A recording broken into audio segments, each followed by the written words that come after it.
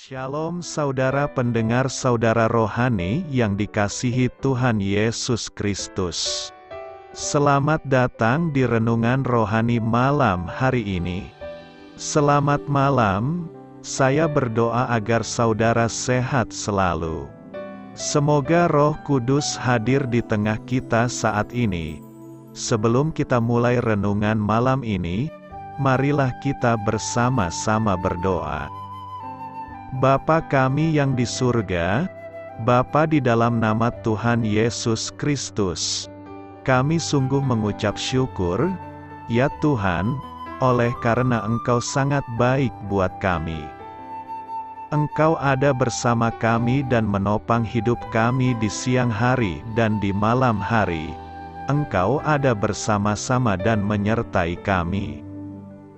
Tuhan, kami memuji dan bersyukur kepadamu pada malam hari ini, kami masih bisa berkumpul di rumah kami yang kecil ini. Tuhan, saat ini kami hendak mendengarkan firman-Mu.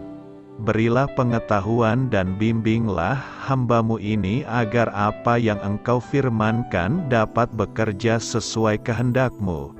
Buat kami jemaat-Mu, bukalah hati dan pikiran kami untuk mendengar dan menerima firman-Mu. Kiranya firman-Mu ini dapat menjadi berkat bagi kami. Berbicaralah Tuhan, kami sudah siap menerima firman-Mu. Di dalam nama Tuhan Yesus Kristus kami berdoa dan mengucap syukur. Amin. Sahabat saudara rohani, pembacaan ayat emas Alkitab renungan kita malam hari ini. Nats pilihan kita adalah, dan ketika Petrus sedang berpikir tentang penglihatan itu, berkatalah Roh, ada 3 orang mencari Engkau. Tertulis dalam kitab Kisah Para Rasul 10 ayat 19. Kata kunci renungan pada malam ini adalah diselaraskan. Dan bacaan kita pada malam ini terambil dari kitab Kisah Para Rasul 10 ayat 1 sampai dengan ayat 23. Di Kaisarea ada seorang yang bernama Cornelius, seorang perwira pasukan yang disebut pasukan Italia. Ia saleh, ia serta seisi rumahnya takut akan Allah dan ia memberi banyak sedekah kepada umat Yahudi dan senantiasa berdoa kepada Allah. Dalam suatu penglihatan, kira-kira jam 3 petang, jelas tampak kepadanya seorang malaikat Allah masuk ke rumahnya dan berkata kepadanya, "Cornelius."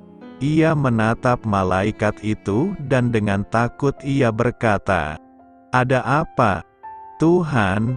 Jawab malaikat itu, "Semua doamu dan sedekahmu telah naik ke hadirat Allah dan Allah mengingat engkau. Dan sekarang, suruhlah beberapa orang ke Yope untuk menjemput seorang yang bernama Simon dan yang disebut Petrus. Ia menumpang di rumah seorang penyamak kulit yang bernama Simon, yang tinggal di tepi laut."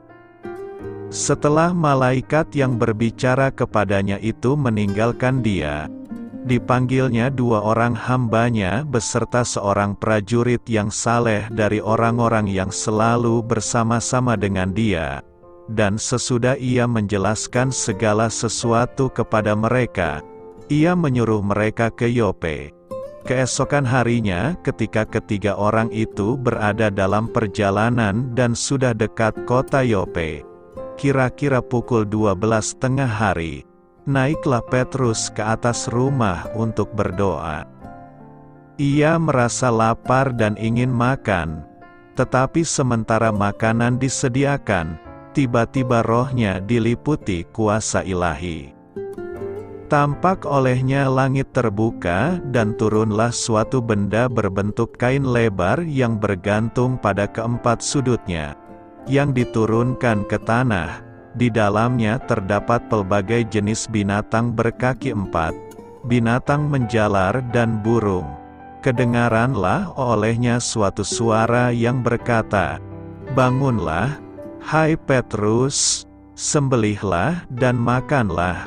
Tetapi Petrus menjawab, "Tidak, Tuhan, tidak, sebab aku belum pernah makan sesuatu yang haram dan yang tidak tahir." Kedengaran pula untuk kedua kalinya suara yang berkata kepadanya, "Apa yang dinyatakan halal oleh Allah, tidak boleh engkau nyatakan haram." Hal ini terjadi sampai 3 kali dan segera sesudah itu terangkatlah benda itu ke langit. Petrus bertanya-tanya di dalam hatinya, apa kiranya arti penglihatan yang telah dilihatnya itu.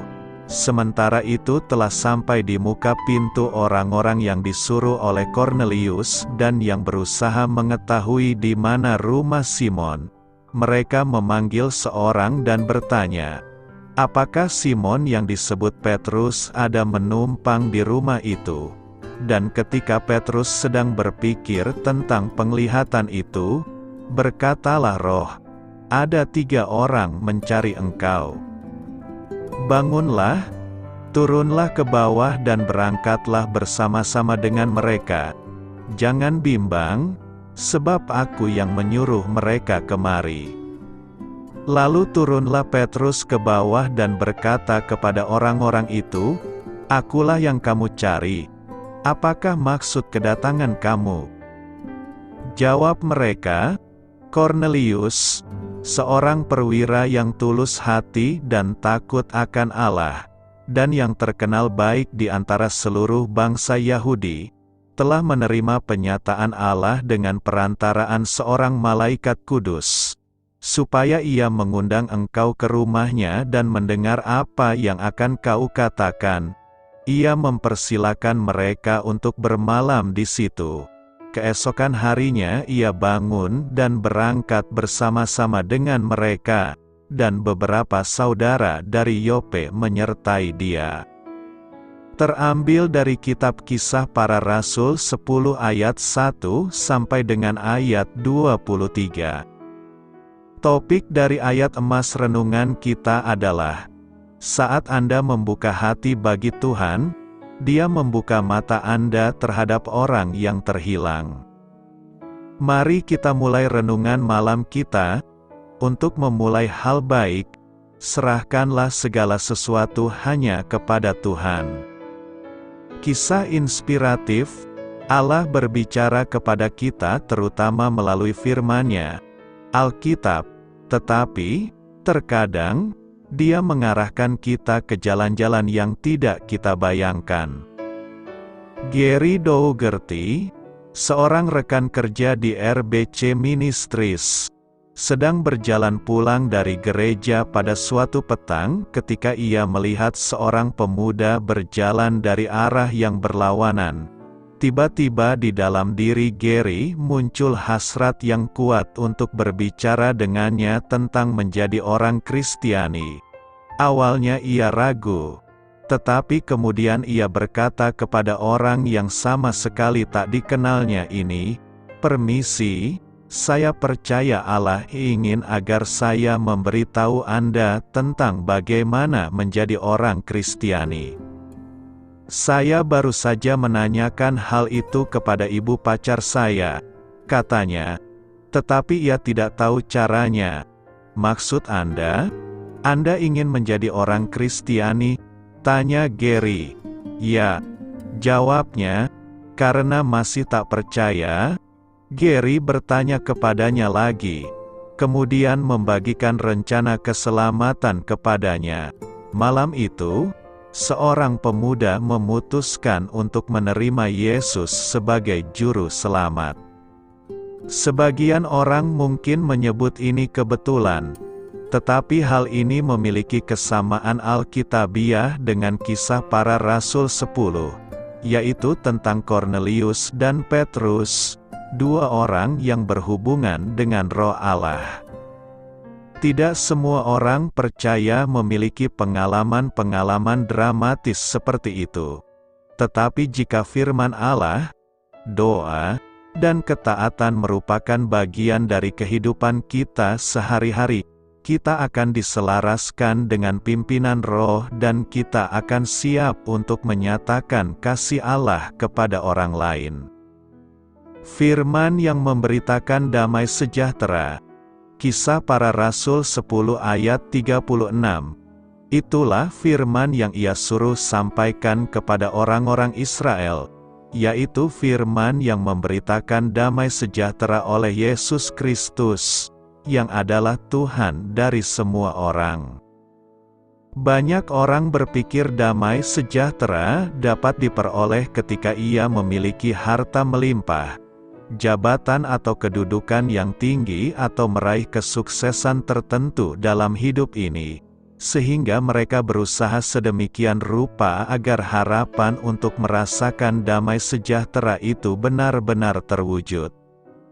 Mereka berpikir asal punya uang yang cukup, apa saja yang diinginkan pasti akan terlaksana.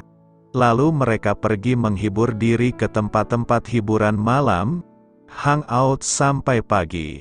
Keinginannya hanya satu, yaitu supaya hati terhibur dan stres hilang.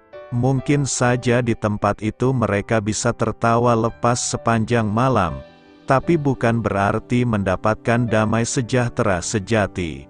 Itulah damai sejahtera sesaat yang ditawarkan dunia, di mana banyak orang Kristen terjerat di dalamnya. Di manakah kita menemukan damai sejahtera sejati itu?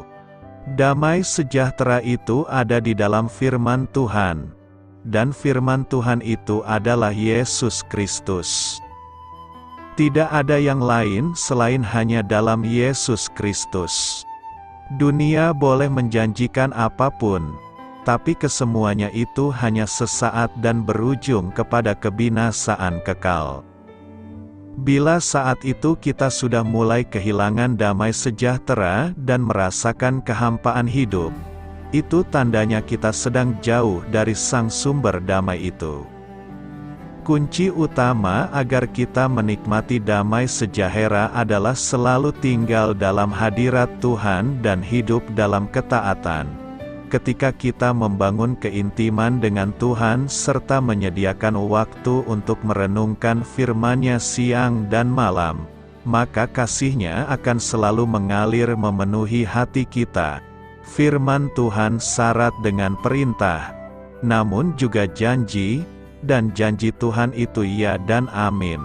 Setiap perintah dari Tuhan bukanlah suatu beban yang mengekang hidup kita. Pilihan tetap ada pada kita. Dia memberikan kehendak bebas kepada kita untuk memilih. Memang bukanlah pekerjaan yang mudah untuk menjadi seorang yang taat karena daging kita akan terasa sakit, roh memang penurut, tetapi daging lemah. Namun damai sejahteranya tersedia bagi orang-orang yang setia dan taat kepadanya. Karena itu, jika kita ingin memperoleh damai sejahtera, maka bersedialah menerima firman Tuhan setiap hari dan melakukan perintah-Nya. Di manakah Yesus dalam 3 hari antara kematian dan kebangkitannya? Melalui 1 Petrus 3 ayat 18-19, Petrus memaparkan, sebab juga Kristus telah mati sekali untuk segala dosa kita, Ia yang benar untuk orang-orang yang tidak benar, supaya Ia membawa kita kepada Allah. Ia, yang telah dibunuh dalam keadaannya sebagai manusia, tetapi yang telah dibangkitkan menurut Roh, dan di dalam Roh itu juga Ia pergi memberitakan Injil kepada roh-roh yang di dalam penjara. Frase, menurut Roh, dalam ayat 18 memiliki konstruksi yang persis sama dengan frase, dalam keadaannya sebagai manusia.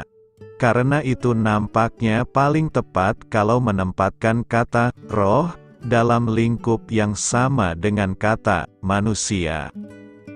Roh dan daging berbicara mengenai tubuh dan roh Kristus.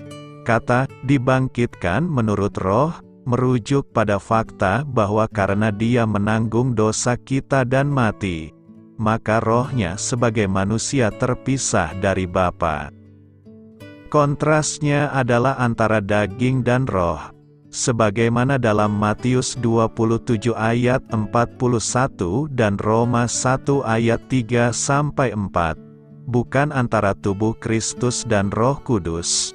Ketika Kristus telah selesai menebus dosa, rohnya kembali kepada persekutuan yang tadinya terputus itu. 1 Petrus 3 ayat 18-22 lebih jauh menggambarkan pentingnya kaitan antara penderitaan Kristus dan kemuliaannya. Hanya Petrus yang memberi informasi yang spesifik mengenai apa yang terjadi di antara kedua peristiwa itu. Kata "memberitakan" dalam ayat 19 bukan kata yang biasa dipakai dalam Perjanjian Baru untuk menjelaskan pemberitaan Injil. Secara harafiah, kata itu berarti membawa berita. Yesus menderita dan mati di salib, tubuhnya menderita kematian, dan rohnya mati ketika Dia dibuat menjadi dosa. Namun, rohnya kemudian dihidupkan kembali dan Dia serahkan itu kepada Sang Bapa. Menurut Petrus, dalam saat-saat antara kematian dan kebangkitannya, Yesus melakukan pemberitaan khusus kepada roh-roh yang di dalam penjara. Ketika merujuk orang, Petrus menggunakan istilah jiwa, dan bukannya roh dalam Perjanjian Baru. Kata roh-roh digunakan untuk menggambarkan para malaikat atau roh-roh jahat, bukan manusia, dan ayat 22 kelihatannya memiliki makna ini. Dalam Alkitab, Yesus tidak pernah dikatakan berkunjung ke neraka. Kata Hades menunjuk kepada alam maut, sebuah tempat sementara untuk menantikan kebangkitan. Wahyu 20 ayat 11-13, dalam versi Alkitab New American Standard Bible, atau NASB, dan New International Version, atau NIV, membedakan keduanya dengan jelas. Neraka adalah tempat yang permanen dan merupakan tempat di mana orang-orang yang tidak percaya dihakimi. Hades adalah tempat yang sementara. Allah Putra menyerahkan nyawanya kepada Bapa, mati, dan suatu ketika, di antara kematian dan kebangkitannya, mengunjungi dunia orang mati di mana Dia membawa berita kepada roh-roh yang entah bagaimana ada hubungannya dengan zaman sebelum banjir di zaman Nuh. Ayat 20 menyatakan hal ini dengan jelas. Petrus tidak mengatakan apa yang Yesus beritakan kepada roh-roh yang dipenjarakan ini. Tapi jelas bukan berita penebusan karena malaikat tidak diselamatkan. Kemungkinan ini adalah pernyataan kemenangan atas iblis dan pengikut-pengikutnya. Di Efesus 4 ayat 8-10 juga diindikasikan bahwa Yesus pergi ke Firdaus, dan membawa ke surga mereka yang percaya kepadanya sebelum Dia mati. Bagian Alkitab ini tidak memberi banyak detail mengenai apa yang terjadi. Namun kebanyakan para sarjana Alkitab sepakat bahwa inilah yang dimaksud, Ia membawa tawanan-tawanan. Alkitab tidak memberitahukan dengan jelas apa yang Yesus lakukan selama 3 hari antara kematian dan kebangkitannya. Tafsiran yang paling memungkinkan adalah, Dia memberitakan berita kemenangan kepada para malaikat yang jatuh dan mereka yang tidak percaya. Apa yang kita tahu dengan pasti adalah bahwa Yesus tidak memberi kesempatan kedua bagi seseorang untuk diselamatkan. Alkitab memberitahukan kita bahwa setelah mati kita dihakimi dan bukannya mendapat kesempatan kedua. Tidak ada jawaban jelas mengenai apa yang Yesus lakukan di antara saat kematian dan kebangkitannya. Barangkali ini adalah salah satu misteri yang baru kita dapat mengerti saat kita masuk ke dalam kemuliaan. Bagaimana saya dapat terhindar dari dosa dalam hidup kekristenan saya? Alkitab menyatakan bantuan-bantuan berikut ini bisa membantu kita untuk terhindar dari dosa. 1. Roh Kudus. Roh Kudus merupakan hadiah yang diberikan Allah kepada kita, gerejanya, supaya bisa hidup berkemenangan dalam hidup Kristiani. Melalui Galatia 5 ayat 16-25, Paulus menyatakan dengan jelas adanya pertentangan antara keinginan daging dan buah Roh Kudus. Dalam bagian ini, kita dinyatakan telah dipanggil untuk hidup dalam Roh. Setiap orang percaya sudah memiliki Roh Kudus. Namun ayat ini menekankan bahwa kita perlu hidup dalam Roh, tunduk kepada kuasanya. Ini berarti secara aktif kita harus mengikuti gerakan Roh Kudus, dan tidak mengikuti kedagingan kita lagi. Besarnya peranan Roh Kudus dalam kehidupan orang percaya dapat dilihat dalam hidup Petrus. Sebelum dipenuhi Roh Kudus, ia menyangkal Yesus 3 kali, yang padahal sebelumnya sempat menyatakan dirinya akan mengikuti Kristus sampai mati. Setelah dipenuhi Roh Kudus, dia berbicara kepada orang-orang Yahudi pada hari Pentakosta, tanpa takut dan penuh keyakinan. Seseorang hidup dalam Roh Kudus saat dia tidak berusaha membatasi gerakan Roh Kudus, memadamkan roh, yang dibicarakan dalam 1 Tesalonika 5 ayat 19, dan berusaha untuk hidup dipenuhi dengan roh. Bagaimana seseorang dapat dipenuhi dengan Roh Kudus?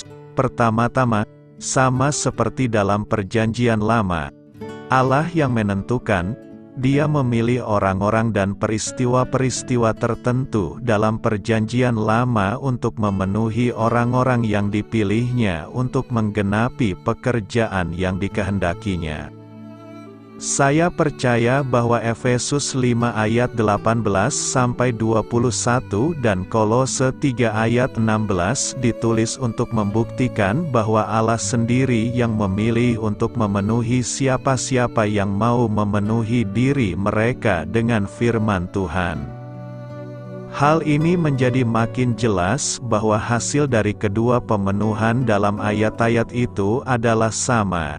Dan ini mengantar kita kepada bantuan Allah yang berikutnya.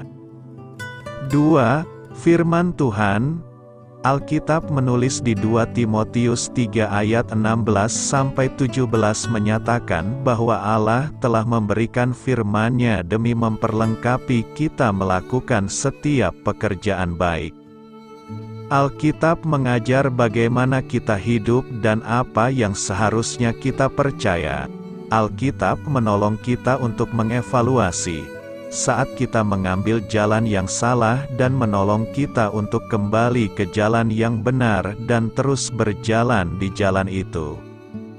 Sebagaimana dinyatakan melalui Ibrani 4 ayat 12, firman Tuhan hidup, berkuasa, dan mampu menembus ke dalam hati kita, mengangkat masalah paling dalam yang tidak ada seorang pun bisa tangani. Penulis kitab Mazmur berbicara mengenai kuasa Alkitab dalam mengubah hidup seseorang melalui Mazmur 119 ayat 9, 11, 105 dan ayat-ayat lainnya. Yosua diberitahukan kunci keberhasilan untuk mengatasi musuhnya, sebagai analogi bagi peperangan rohani kita juga saat ini. Hanya kalau ia merenungkan firman Tuhan siang dan malam, supaya dia dapat melakukannya dengan baik. Yosua taat sekalipun apa yang Allah perintahkan kepadanya seringkali tidak masuk akal secara ilmu militer. tapi kepatuhannya terhadap firman Tuhan justru menjadi kunci kemenangannya dalam merebut tanah perjanjian. Bantuan yang satu ini seringkali kita perlakukan dengan sepele. Kita membawa Alkitab ke gereja, membaca renungan harian atau perikop tertentu dalam sehari. Namun kita lalai menghafalnya, merenungkannya, menerapkannya dalam hidup, mengakui dosa yang ditunjukkannya, dan bersyukur untuk karunia yang diberikan Allah ini kepada kita. Terkait Alkitab, kita seringkali tidak punya selera, atau malah makan secara berlebihan. Kita seringkali makan firman Tuhan hanya sekedar untuk bertahan hidup.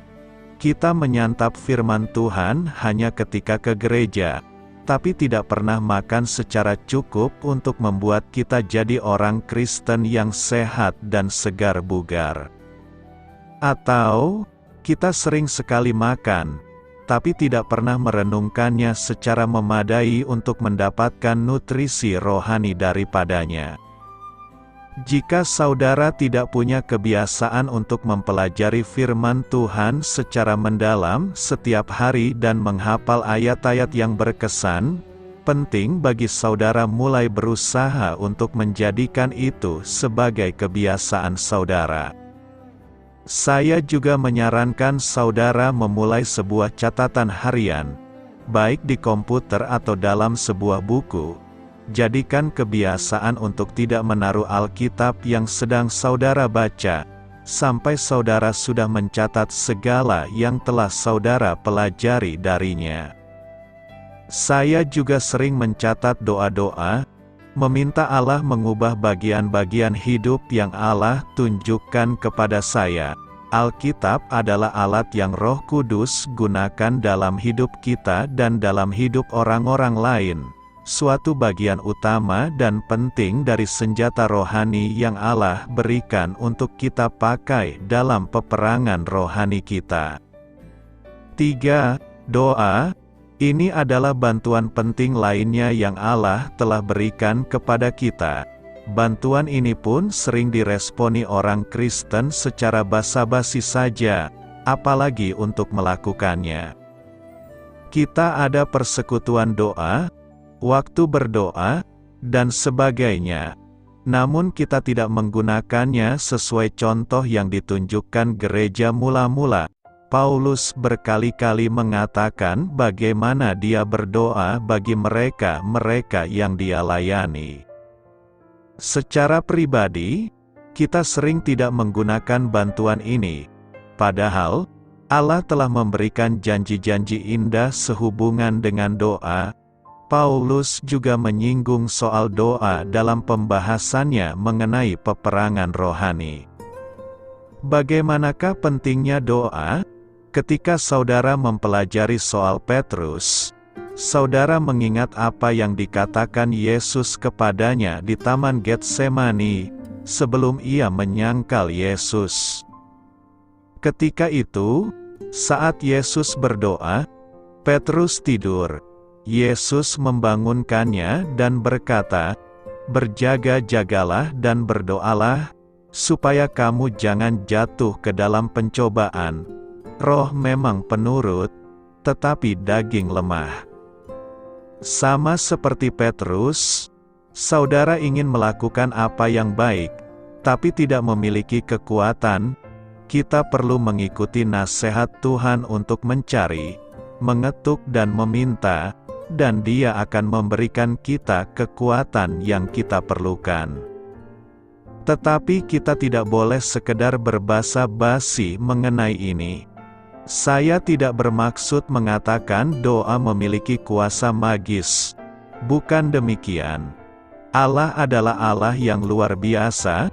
Doa adalah pengakuan akan keterbatasan kita dan kuasa Tuhan yang tidak terbatas. Melalui doa, kita berpaling kepadanya untuk kuasa itu supaya kita dapat melakukan apa yang Dia ingin kita lakukan, bukan apa yang kita ingin lakukan. 4. Gereja. Lagi-lagi kita sering mengabaikan bantuan yang ini. Ketika Yesus mengutus murid-muridnya, Dia mengirimkan mereka dalam kelompok yang terdiri dari 2 orang. Ketika kita membaca mengenai perjalanan-perjalanan misi di Kisah Para Rasul, mereka tidak pergi sendirian, tapi dalam kelompok yang terdiri dari paling sedikit 2 orang. Yesus berkata, di mana ada 2 atau 3 orang berkumpul dalam nama-Nya, Dia ada di tengah-tengah mereka. Paulus menyarankan kita jangan menjauhkan diri dari pertemuan-pertemuan ibadah, sebagaimana yang dilakukan oleh beberapa orang, tetapi menggunakan kesempatan itu untuk saling menasihati satu dengan yang lain dalam kasih dan pekerjaan baik. Yakobus mengajarkan kita untuk saling mengaku dosa satu dengan yang lain. Dalam kitab Amsal, dalam Perjanjian Lama, kita diberitahukan bahwa besi menajamkan besi, orang menajamkan sesamanya, atau dengan ungkapan, tali 3 lembar tak mudah diputuskan. Ada orang-orang yang saya tahu yang bersekutu dengan saudara-saudari seiman melalui telepon atau bertatap muka langsung, dan membagikan bagaimana hidup kekristenan mereka berlangsung. Pergumulan mereka saling mendoakan satu dengan lainnya, dan saling bertanggung jawab menerapkan firman Tuhan dalam relasi mereka. Kadang perubahan terjadi dengan cepat, namun, kadang-kadang dalam area tertentu, perubahan terasa begitu lambat. Namun, Allah telah berjanji bahwa selama kita menggunakan bantuan-bantuan yang diberikannya, Dia akan mengubah hidup kita. Mari kita bertekun, karena kita tahu bahwa Dia setia kepada janji-janjinya. Kebebasan yang berguna dan membangun. 1 Korintus 10 ayat 23 berkata, segala sesuatu diperbolehkan, benar, tetapi bukan segala sesuatu berguna. Segala sesuatu diperbolehkan, benar, tetapi bukan segala sesuatu membangun. Kata, segala sesuatu diperbolehkan, dapat diartikan kebebasan. Orang Kristen bisa bertindak bebas berbuat segala apapun. Namun kata, segala sesuatu diperbolehkan, bukan berarti kita boleh bertindak semau gue, dan melakukan segala yang jahat di mata Tuhan. Bukan itu maksudnya. Kebebasan yang kita miliki adalah kebebasan yang berguna dan membangun. Dari ayat ini kita bisa belajar apa yang bisa kita jadikan sebuah dasar pertimbangan dalam menyikapi kebebasan, yaitu, apakah kebebasan itu bermanfaat bagi kita dan sesama atau tidak? Lalu berikutnya, apakah kebebasan yang kita peroleh itu berguna dan membangun kehidupan kita atau tidak? Apakah itu memberkati kota di mana kita tinggal atau malah membuatnya semakin kacau? Ini merupakan hal yang penting untuk kita sikapi dalam alam kebebasan. Sebab apalah gunanya kita melakukan sesuatu apabila itu malah membuat kita semakin menjauh dari Tuhan, semakin menghancurkan hidup kita atau menyengsarakan orang lain? Apakah kita harus tega menghancurkan hidup orang lain hanya demi memuaskan hasrat yang ada dalam diri kita? Itu bukanlah gambaran sikap yang diinginkan Tuhan dalam memberikan kemerdekaan atau kebebasan bagi umat-Nya. Dalam menyikapi kebebasan ini kita baca dalam surat Galatia. Saudara-saudara, memang kamu telah dipanggil untuk merdeka. Tetapi janganlah kamu mempergunakan kemerdekaan itu sebagai kesempatan untuk kehidupan dalam dosa. Melainkan layanilah seorang akan yang lain oleh kasih. Jangan pergunakan kemerdekaan atau kebebasan seenaknya sehingga kita merasa wajar untuk hidup dalam dosa. tetapi hendaklah itu kita pergunakan untuk melayani atas dasar kasih.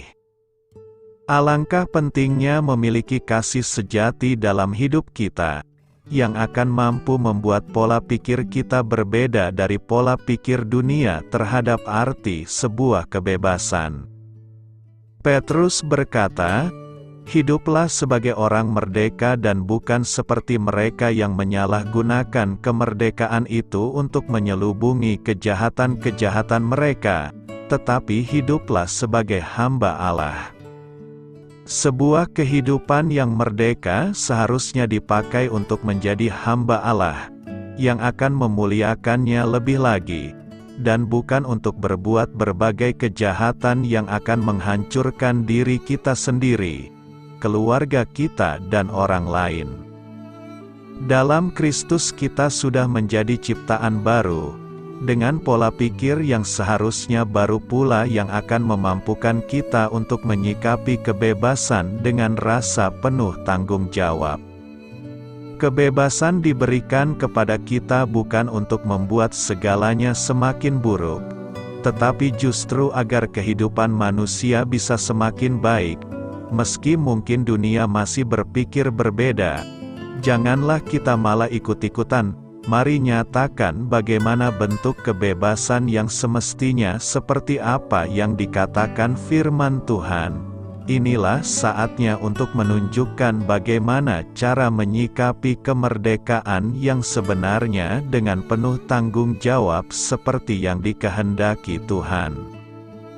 Tuhan rindu kita melakukan hal-hal yang berguna sehingga dengan demikian kita menjadi produktif dan berdaya guna bagi banyak orang.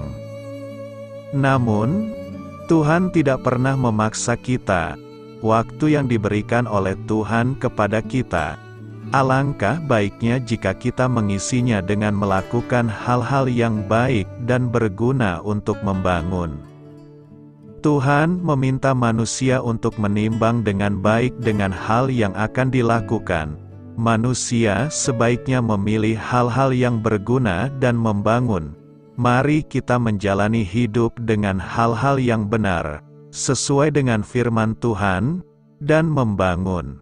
Sehingga dengan demikian kita dapat memuliakan Tuhan melalui kehidupan kita.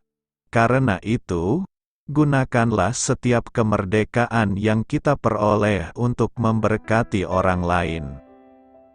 Beritakanlah Injil kepada segala makhluk, hormatilah semua orang. Selamat beristirahat malam dalam kasih setia Tuhan. Doa saya menyertai saudara sekalian, mari bertumbuh dalam iman bersama saudara rohani. Saya memberkati Anda agar sewaktu Anda mencarinya dari Dia, Bapa Surgawi Anda akan memberikan bagi Anda roti harian Anda. Dalam nama Yesus Kristus, Tuhan yang berkuasa atas alam semesta dan menuntun kita kepada iman yang menyelamatkan, Tuhan Yesus menyertai senantiasa. Terima kasih sudah berkenan mendengarkan renungan malam saudara rohani. Tuhan memberkati. Amin.